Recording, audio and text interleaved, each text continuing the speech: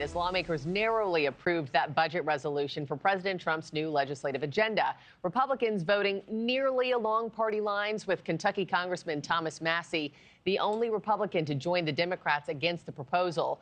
But for a moment, it looked like House Speaker Mike Johnson had given up, canceling the vote just before it was set to begin, only to reverse course about 10 minutes later.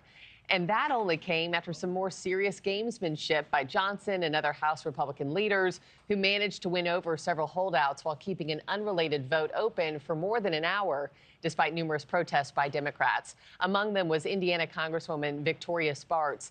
And Congresswoman Spartz joins me now. Congresswoman, thanks as always for your time. Thank you. Good morning. Thank you for having me. You gave it the green light last night. What had you been hung up on, and what made you change your mind in the 11th hour?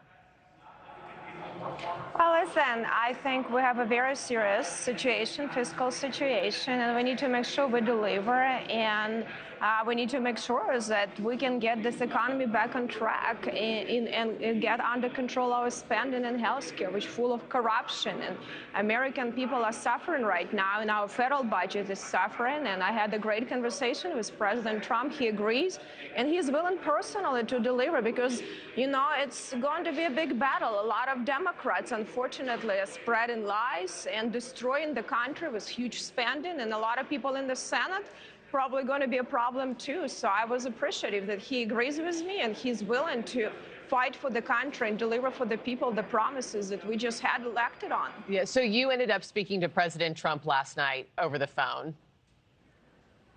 Yeah, and he's really, I mean, he's a true leader. He's not afraid to do it. I think he's the only hope, but he agrees with me. If we don't put a lot of good policies in the law in Congress, they're not going to be very lasting. And he's willing to fight to deliver through Congress, because that's what it really matters. And, you know, and if we want to have stability, if we want to have good economy, good jobs and opportunities for Americans, Congress needs to do a job, and he will work to help us with that. And can you give me specifics of exactly what you had issues with within this bill? And by the end of the night, when you voted yes on it, were those changed? I mean, what's different now that you feel better about this morning?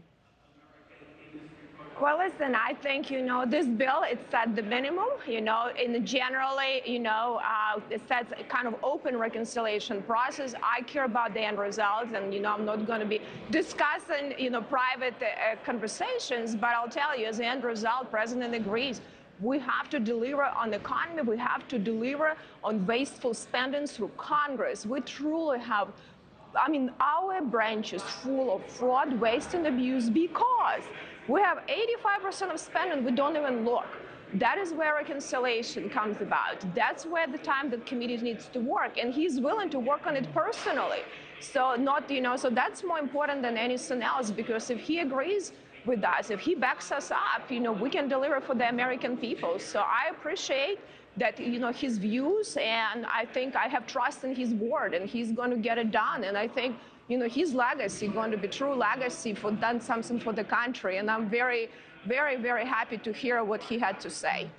Congressman, I know there's also been concern that this bill will impact Medicaid and the 72 million Americans who rely on it. I know House leadership has rejected the notion that the bill will prompt significant cuts. Can you guarantee that Medicaid recipients won't be negatively hurt by this bill? Listen, we have to fix Medicaid, because Medicaid right now is getting less and less services for people, the most vulnerable people. You know, I have people in my district now, people with disability, not getting the right services. So it's not working very well, but we're spending more and more money. We increase spending 60% per person. It's not going to the people.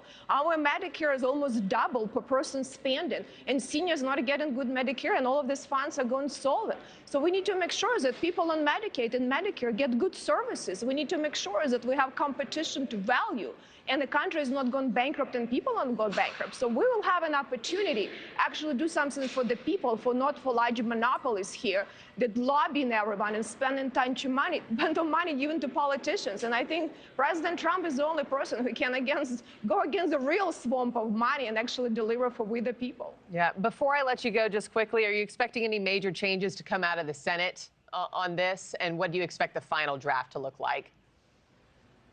Well, I hope the final draft is going to actually have a serious moves on, on healthcare and spending. And I think we need to have this, we need to win this debate for the people.